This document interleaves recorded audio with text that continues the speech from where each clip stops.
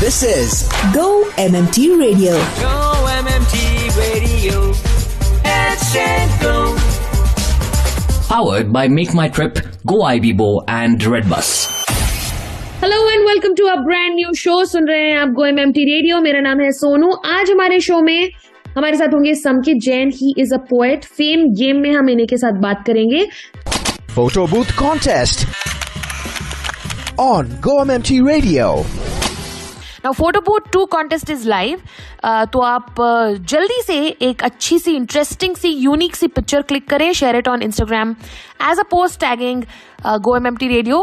फिर इसे स्टोरी के द्वारा भी आप शेयर कर सकते हैं by tagging at Go MMT radio and then you have to follow the Go MMT radio page on Instagram. You can check out the email from headsetgo@go-mmt.com for all the detailed information. Photo Booth Contest on Go MMT Radio. Up next, we have a performance by Amandeep Singh, Deputy Manager, Finance and Accounts, and he's based out of Gurgaon. So, over to him. देखूं मैं तुम्हें या देखूं कुदरत के नजारे, मुश्किलों में है ये दिल मेरा। माना तेरी सूरत की है चांदी 100% बिलो, मेरे दिल का सोना भी खरा। ये तेरी चांद बालियां है होठों पे ये गालियां, ये तेरी चांद बालियां है होठों पे ये गालियां, सोचने का मौका ना दिया है, मैं तो तेरे पीछे हो लिया। Hi, this is Abhishek Lugani. You are listening to Go MMT Radio.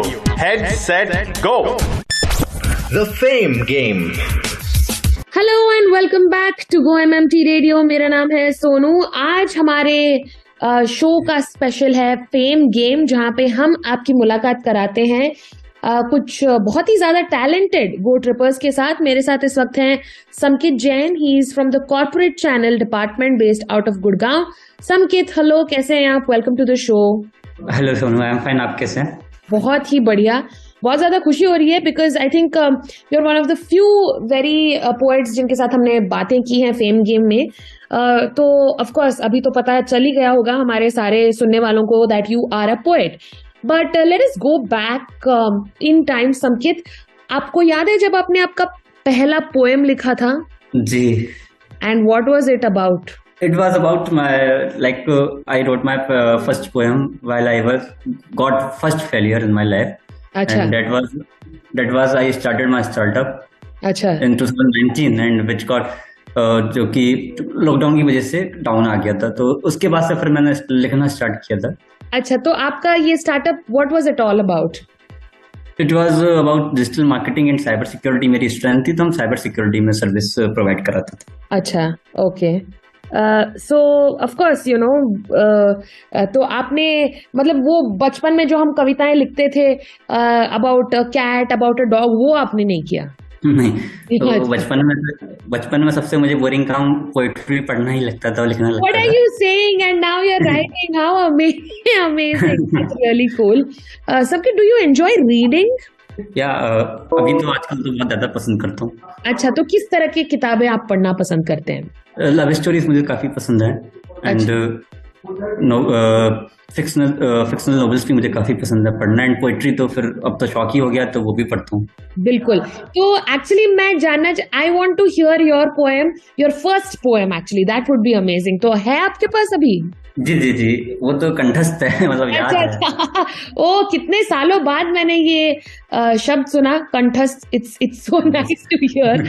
मतलब आप एकदम पोएट बन गए हैं समकित। तो प्लीज आप रिसाइट करें अपना पहला पोएम। तो पहले मैं थोड़ा सा इसका प्रीफेस यानी कि एक भूमिका बना देता हूँ कि ये पोएम मैंने जो एक्चुअली मेरी किस्मत और कहते हैं भाग्य विधाता जैसे कहते हैं भगवान के लिए लिखी हुई है।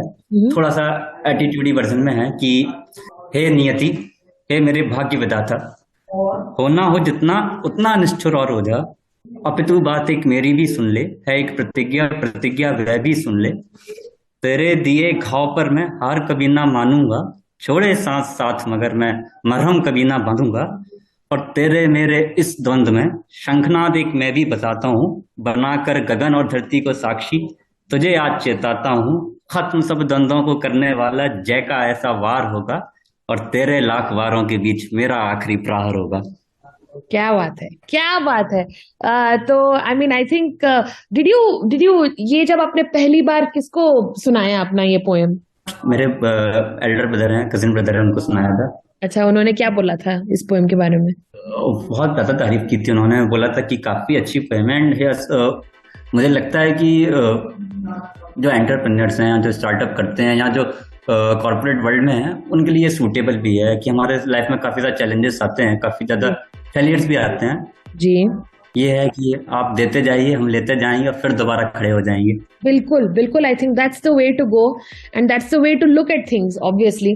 तो संकित, आपने फेम गेम में हम आपकी पोएट्री के बारे में बातें कर रहे हैं। We also heard your first poem जो आपने लिखा था, लेकिन ये बाद में पैशन कैसे बन गया? How did you find joy in writing something? जो मेरी पोएम्स एक समय के बाद काफी सारे लोगों ने पसंद की, मुझे तो नहीं लगता था, लेकिन लोग कहते थे तो मुझे भी यकीन होने लगा कि मैं काफी अच्छा लिखने लगा हूँ, और हिंदी मेरा स्ट्रेंथ रही है। उसके बाद कुछ मेरी पोएम्स जो है newspapers and local newspaper and magazines में पब्लिश होना स्टार्ट हो गई। अच्छा। आफ्टर देन एक एंथोलॉजी कोई पब्लिश कर रहा था, तो उसके पास मेरी पोएम किसी ने फॉरवर्ड की थी, तो उन्होंने वहां पब्लिश कर दी। अच्छा। तो फिर थोड़ा सा और मोटिवेशन मिल गया, तो अब तक तो रेस्ट इज हिस्ट्री की 50 to 60 पोएम लिख चुका हूँ। आप लिख चुके हैं? Wow, amazing. पब्लिश भी हो चुकी हैं। तो अभी रिसेंटली क्या लिखा है आपने? रिसेंटली की अगर मैं बात करूं तो मैंने एक हम लड़कों के ऊपर ही लिखा था, हमारी लाइफ के ऊपर, कि जिसमें कि जो पोएम है कि दिखाती है कि हम लड़के कितना स्ट्रगल करते हैं।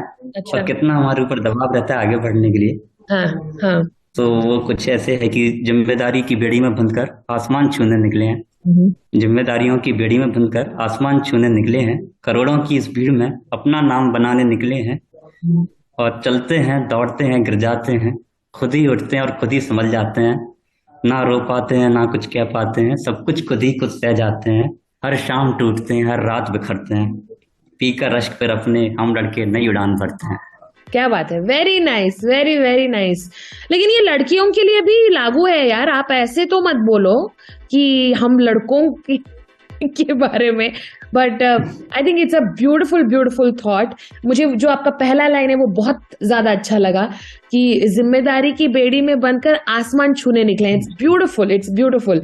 क्या आपको इंस्पायर करता है लिखने के लिए? डेली जो हम देखते हैं, महसूस करते हैं, सबसे ज्यादा तो यही इंस्पायर करता है।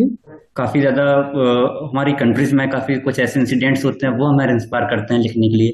जैसे मैं कभी व्यंग्यात्मक भी लिखता हूँ, व्यंग्यात्मक इन द सेंस मैंने कटाक्ष में भी लिखा हुआ है भारत की जुडिशरी सिस्टम पे, जो कि बहुत डिले होता है न्याय मिलने में, जस्टिस मिलने में, तो उस पर लिखा हुआ था। फिर एक कभी रिसेंटली आपको केस याद होगा श्रद्धा वाकर का हुआ था, एंड देन अभी एक और केस हुआ है हमारे गुड़गांव में, एक लड़की का एक्सीडेंट हुआ और उसको अप्रोक्स 3 से 4 किलोमीटर तक घसीटा गया गाड़ी से। बाकी मैं दिल्ली में रहता हूँ, तो निर्भया जैसे केसेस काफी सारे होते हैं, तो उस पर लिखा हुआ था मैंने। तो यही सारे डेली इंसिडेंट्स हैं जो मेरे को मोटिवेट करते हैं लिखने के लिए, और कुछ मुझे लगता है कि इससे चेंजेस भी आएंगे, आई थिंक। जी जी जी, बिल्कुल बिल्कुल, आई थिंक एब्सोल्युटली आप सही कह रहे हैं। लेकिन क्या है ना कि जनरली जब लोग कविता बोलते हैं तो ऐसे दिमाग में आ जाता है कि कुछ रोमांटिक ही होगा, क्योंकि वो कवियों का परसेप्शन है। तो आपने कोई रोमांटिक कविता लिखी है? जी जी जी, लिखी है। और इसके पीछे की क्या कहानी है, आप वो बताएं मुझे। कहानी तो अभी मतलब इतना कह सकते हैं कि कुछ ऐसी नहीं है, कुछ इतना खास इंटरेस्टिंग नहीं है। हाँ, बस ये है कि एक डे था 14 फरवरी, जिसे हम कहते हैं वैलेंटाइंस डे जी। उसके बाद उसके पहले एक दिन और आता है प्रपोज डे, जैसे बनाते हैं आजकल के जो आशिक हैं वो। तो उन लोगों के त्योहारों में एक प्रपोज डे त्योहार, मुझे यही अब जब वैलेंटाइंस डे को त्योहार बोल रहे, मुझे वही काफी फनी लग रहा है। बट आप प्लीज, मतलब ये आपने दूसरों के लिए लिखा है, अपने लिए नहीं? हाँ, मुझे लगता है कि किसी लड़की को प्रपोज करने के लिए, जैसे आजकल तो वो जो एक इंग्लिश वाला पैटर्न चालू हो गया है जी, तो मैंने कुछ हिंदी में लिखा हुआ है प्रपोज करने, और मुझे लगता है कि अगर इस तरीके से किया जाए तो काफी लोगों को जो रिजेक्शंस मिलते हैं शायद ना मिले उतने। ऐसा मेरी उम्मीद है। जो भी गो ट्रिपर्स हमारे सुन रहे हैं, एक पेन और पेपर लेके आप रेडी हो जाएं, क्योंकि समकित की कविता आपको शायद हेल्प करे, क्योंकि फरवरी आ रही है, प्रपोज डे आ रहा है, तो समकित गो फॉर इट। तो लिखा है कि सुबह की चाय लाकर मैं दूं, हर शाम का प्याला तुम्हारे हाथ से पीना है। सुबह की चाय लाकर मैं दूं, शाम का प्याला तुम्हारे हाथ से पीना है। ख्वाब देखा था जो उस रोज, एक रोज हकीकत में जीना है। तुम्हारी जुल्फों के साए में हर दिनों मेरा, तुम्हारी जुल्फों के साए में हर दिनों मेरा, हर शाम तुम्हारे चादर आए आंचल में हो। तुम्हारी मुस्कान से हर सुबह हो मेरी, हर शाम तुम्हारा चेहरा ही चांद आ मेरे आंगन में हो। और तुम्हारे पायलों की छन छन मेरे घर में गूंजे, ये मेरा फेवरेट पार्ट है कि तुम्हारे पायलों की छन छन मेरे घर में गूंजे। कोना कोना कंगन की खन खन से भरा हो, तुम्हारे हाथों की मेहंदी से बगीचा मेरा महके। घर आंगन तुम्हारी सिंदूरी मांग से रंगा हो, कि अब तो बस तुम्हारे साथ ही जीना, तुम्हारी बाहों में ही मरना है। ख्वाब देखा था जो उस रोज, एक रोज हकीकत में जीना। क्या बात है, वेरी नाइस। तो ये आपने कभी किसी को ये रिसाइट किया है, ये पोएम? नहीं, अभी तक नहीं किया। खुद ही पढ़ लेता हूँ, खुद ही कोई प्रपोज कर लेता हूँ। नहीं वो तो करना ही चाहिए, लेकिन होपफुली ये चांस आपको बहुत जल्दी मिले। समकित, आप बहुत ज्यादा टैलेंटेड है और मैं चाहूंगी कि आप और भी ज्यादा लिखें, और you know maybe we get to see you on a bigger platform, maybe किसी गाने के लिरिसिस्ट के तौर पे। तो मैं आपके लिए बहुत सारी अच्छी विशेस भेज रही हूँ। Thank you so much for your time. Sonu, एक सेकंड, और मैंने एक्चुअली एक मैसेज पोएम और लिखी हुई है। अच्छा, प्लीज आप बेझिझक होके हमारे साथ शेयर करें। तो सबसे पहले तो बहुत सारे धन्यवाद आपको, बहुत सारा आभार कि आपने एक प्लेटफॉर्म मुझे दिया और इतनी सारी विशेस दी मेरे फ्यूचर के लिए।